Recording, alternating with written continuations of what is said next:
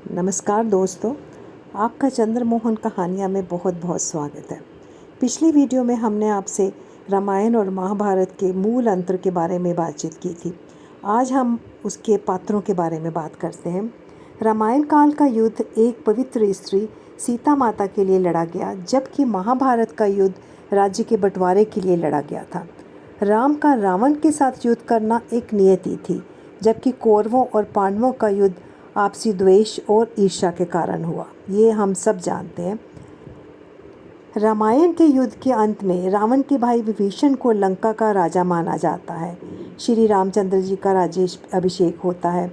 लेकिन महाभारत के युद्ध के बाद यदुवंशियों का नाश हो जाता है और सभी पांडव स्वर्ग को चले जाते हैं। रामायण में प्रभु श्री राम को महान अवतार के बजाय मर्यादा पुरुषोत्तम के रूप में चित्रित किया गया है, जबकि श्री कृष्ण को महाभारत में भगवान के अवतार के रूप में चित्रित किया गया है। रामायण की कथा में त्याग, नीति और समर्पण को बताया गया है, जबकि महाभारत की कथा में शक्ति, अधिकार और ज्ञान को बताया गया है। रामायण में हर कोई सिंहासन का त्याग करना चाहता है, लेकिन महाभारत का हर एक पात्र सिंहासन की लालसा रखता है और सिंहासन पर बैठना चाहता है, सत्ता का सुख भोगना चाहता है। ये है रामायण और महाभारत में अंतर। रामायण में सारी कहानी एक ही परिवार के ऊपर केंद्रित है। अलग अलग पात्रों की अपना जो किरदार है उसको बहुत ज़्यादा विस्तार से नहीं बताया गया है, पर इतना विस्तार से नहीं बताया गया।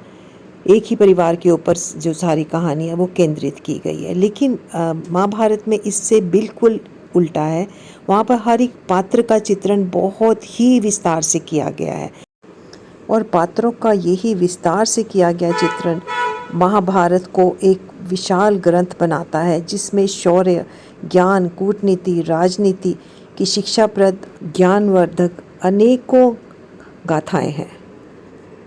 रामायण में रामचंद्र जी और रावण के बीच में युद्ध था, लेकिन महाभारत में बहुत से और भी राजा महाराजा इस युद्ध में शामिल हो गए थे, और इसे एक तरह से विश्व युद्ध का दर्जा दिया जा सकता है उस जमाने के हिसाब से। रामायण वाल्मीकि जी द्वारा लिखी गई थी और महाभारत वेद व्यास जी ने लिखी थी।